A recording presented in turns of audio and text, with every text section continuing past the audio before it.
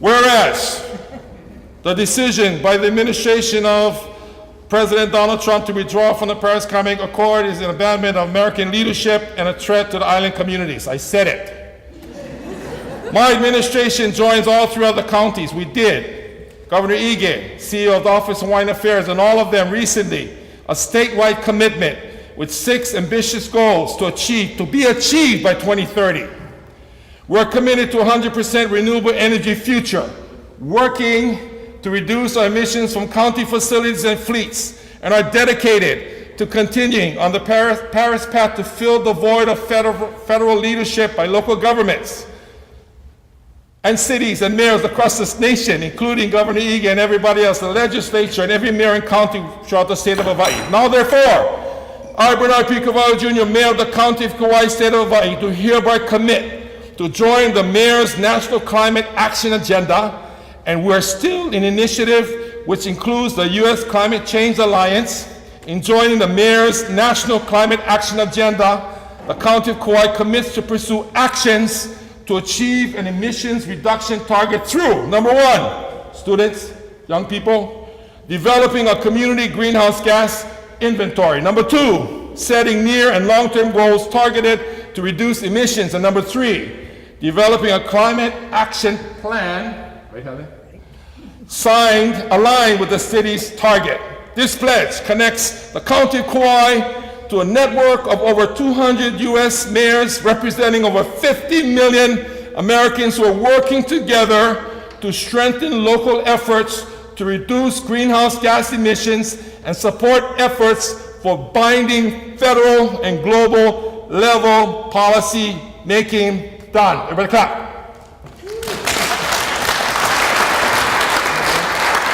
For all of you here, just to let you know, the Department of Education fully supports the mayor's initiatives and everyone's efforts here.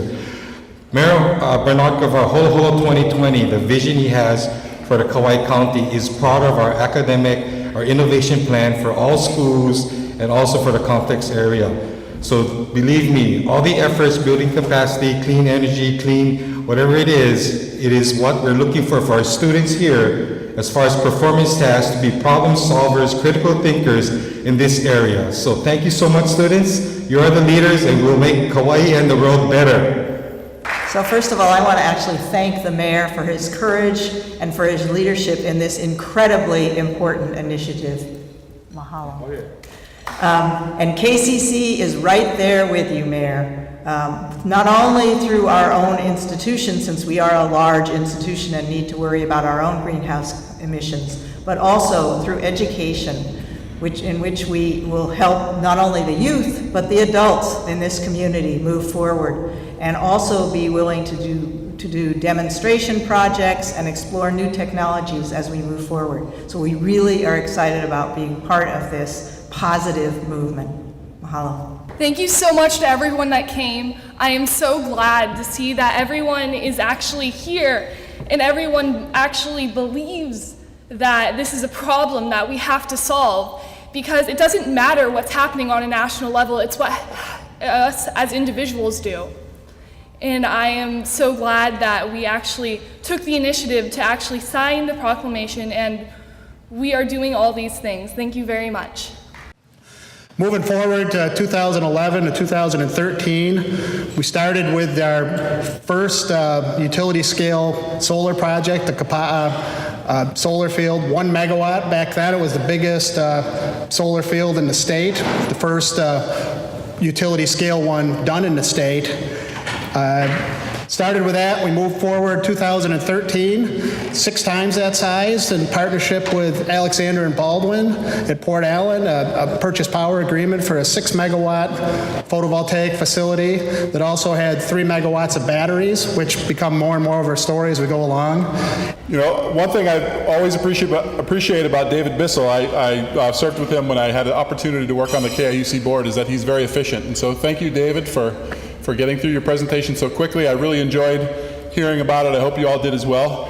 I'm going to try to be equally efficient. I have the wonderful job of introducing our next keynote speaker, Kate Gordon, who is a senior advisor at the Paulson Institute. And you know, I think we have this really unique opportunity in listening to Kate this morning to hear what is happening in the national conversation and how businesses and communities and policymakers are thinking about climate change.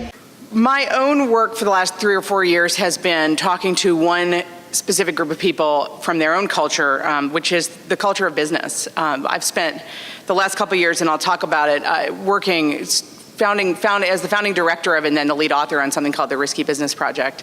And really the point of that project has been to bring climate risk and opportunity issues to the mainstream business and investment community. KIUC is continuing to hit it out of the park, so we are thrilled to be watching all the action at KIUC and supporting them in whatever way we can, whether it's energy efficiency projects or renewable energy projects and batteries and solar. It's awesome to see. And then finally, I'm really happy that we're opening up a more engaging conversation on climate change itself. But sometimes in Hawaii, we kind of skip that part of the conversation. And I think certainly it's an important one. So we got to be looking at risk. We got to be looking at reducing our emissions across all sectors. And we got to be thinking about what's going to happen anyway. What are some of the inevitable impacts that we need to prepare for? Well, Jay, as you know, sustainability is a very diverse sector of humanity. And I'm here to learn as much as I can, meet great people. There's no aspect of this conference that we don't touch on a daily basis. So obviously it took energy to get us out from Oahu to Kauai. So we already chatted with Hawaiian Airlines, are here today. Hotels, second biggest industry in Hawaii. So very important sector to look at there, energy costs and management. And so it's really just to see what Kauai is doing and the great work that KIUC doing to sort of push the bar that we can all learn from. So endless opportunities for networking and learning. I'm interested in electronic vehicles.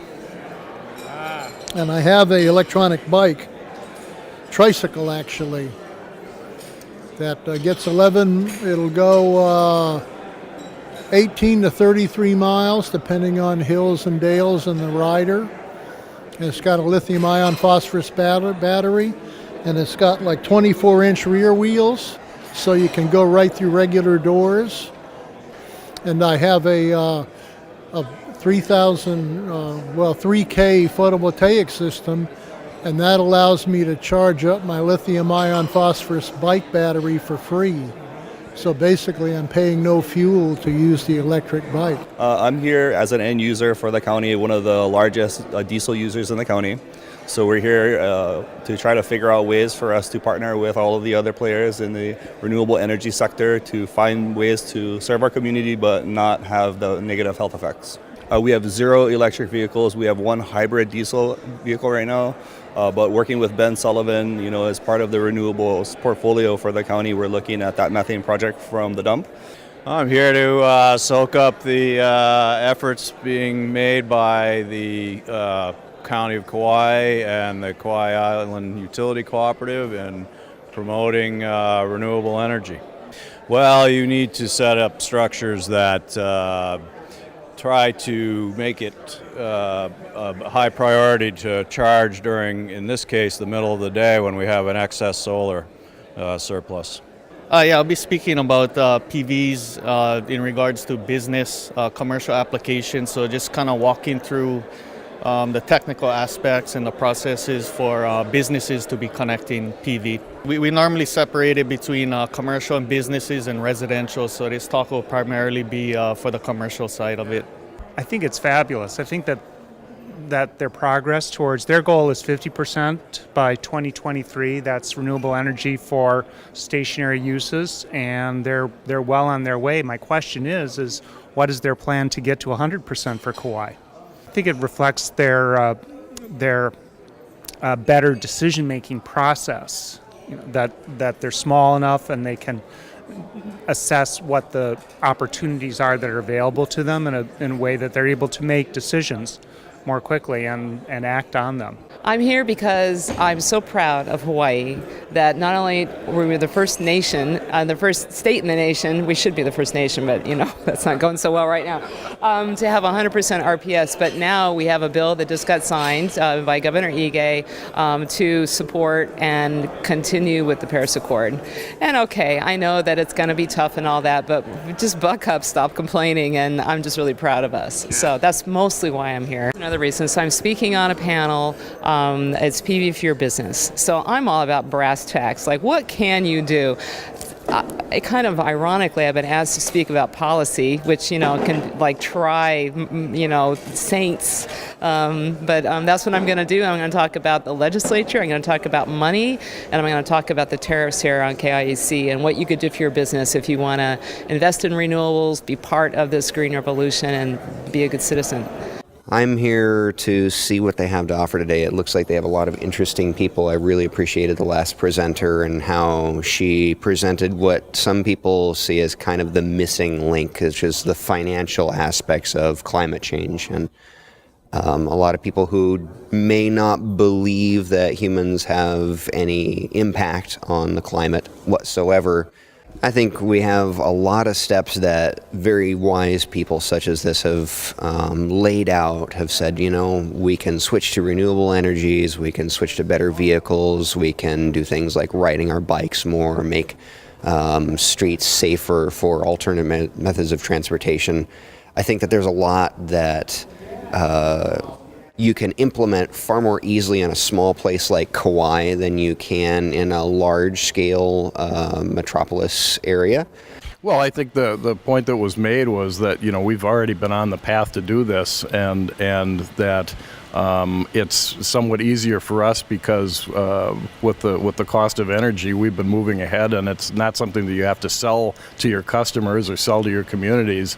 For the most part, when you're switching to renewables, you're getting a more stable price over the long term, and so you kind of get a twofer. You get a more stable price, and you also get to feel good about doing your part for climate change or reducing greenhouse gas emissions. What we've shown to other utilities, and we have utilities coming out here all the time, is that this can be done, and it can be done without bringing your system to the edge of collapse, and it can be done in a way that you're able to keep the lights on, and you're able to make the financial case for it as well. And I think a lot of utilities just in the last couple of years have come around to believing, if we put a pretty good amount of renewables on our system, we can make it work, because they've been making it work in Hawaii. I briefly touched on the hydro energy over there in Waimea. Obviously, our environmental reporter, Jessica Elsey, normally covers these types of events, but I'm filling in for her today. I've also covered, I've done adventures about the initiative with Tesla over there in Anahola. That was remarkable, and that's something that I'll probably never forget. Yeah. It's interesting that we're going to be investing $400 million more, but in the long run, that's going to be pennies to the amount of money we're going to be saving here on the Garden Island of Kauai. Adaptation to what's already baked into the system. And a lot of that is sea level rise, frankly, through emissions we've already put out there. And then resilience on those things, and then also looking to the future. So how do you think about being resilient, but also think about designing for a low carbon future?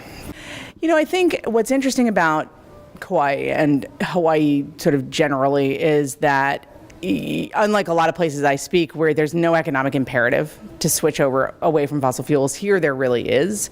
So you see a lot of action on that transition because it makes so much economic sense, right? This is the first year both here and at Verge that there's a hydrogen panels breakout. And even the upcoming Uprise conference that Paycom puts on, we finally got hydrogen into that too. So we're kind of on a roll this year with hydrogen. So it's exciting for me because, I kind of like hydrogen. It's a lot of fun going to the legislature and beating your head against the wall trying to get funding.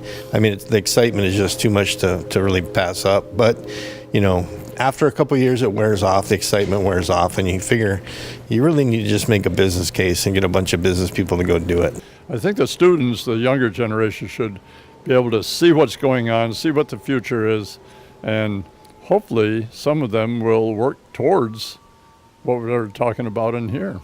There's so many things going on actually in the world, and you have some older people like me, and my brain is still at 20 years old. I wish I was back around 40.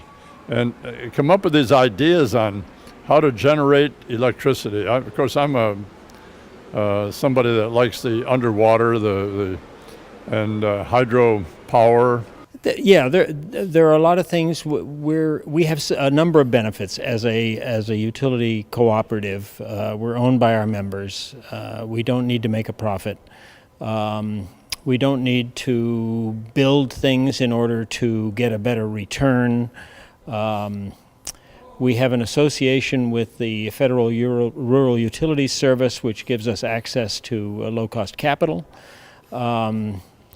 We had an aging fossil fuel-based infrastructure. We had to do something. When I came on the board, we were looking at building another big fossil fuel plant. And as a board, we looked at that and we finally set that aside and started building renewable resources. HIUC, we're a bona fide 501c12 under IRS statutes, and that said, maybe we're still more of a wannabe co-op than a real one in terms of we don't have generating assets or infrastructure, and we're still waiting patiently for the opportunity to see if there's a willing seller on the part of Hawaiian Electric companies to see about parting with Hawaii Electric Light Company so that we can go from a wannabe co-op to a real co-op and join our brothers and sister friends at the Kauai Island Utility Co-op that have been making wonderful things happen for the past, 15 or so years.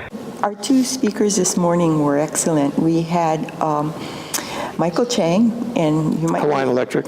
Yeah, so Michael Chang is the customer service development, I forget his title, but it's, he's focused on meeting the customers. Under Jim Albert's there, yeah? Yes, yeah, in the customer service area. And, he mostly spoke about data analytics, and not only taking your meter information, but also taking different sources of data, to get a complete view of your business. To me, the bottom line is that yes, climate change is a thing. Yes, there's global warming, and yes, this island's going to be really threatened by that, along with all our endemic species. So to me, definitely conservation and climate change are huge. That's a huge deal. And today, kind of what we've been talking about is how to deal with that, and that's really important to me. And I think I would say to all of us, because we all live on this island, we all value it very much, and none of us want to see it vanish. I think being at this event was a real eye-opener to see the major steps that Kauai as a community is taking to really address these issues of climate change, because, as Emily said, it is a problem, it is an issue, and we really have to face them head on, because time will keep going on. So my thoughts on this is these situations, these risks, they are indeed real, and it is very important that we are taking action against it, also with the youth, because this is our future that we're going to be in charge of soon, in just a couple of years. The bottom line is that this is a really important issue, and that the community, at least our community, is really trying to get together to solve this, and that's pretty amazing, in my opinion. And I think that one thing to definitely keep in mind is the fact is that the youth really does care. Well, things are changing, and they're changing rapidly. There's major organizations around the world that are putting money and efforts into these resources. And I mean, at the end of the day, what it boils down to is with electric vehicles, with autonomous vehicles, and mobility as a service, I mean, there's a real likelihood that my 2.5-year-old son will never need to drive a car and never drive a car in his entire life. Fundamental challenge I think that a lot of people have faced is just the social normalization of EVs. So right now, if you go to Honolulu, actually you see EVs everywhere. It seems like every third car is a Tesla or a Nissan Leaf. There's not quite that many here on Kauai yet. And so fewer people are as exposed to them. They're not as readily available at dealerships and whatnot. Great. Yes, we're very happy to work with the Kauai Economic Development Board to help put on this conference. There's a lot of partners involved, the County of Kauai and many others.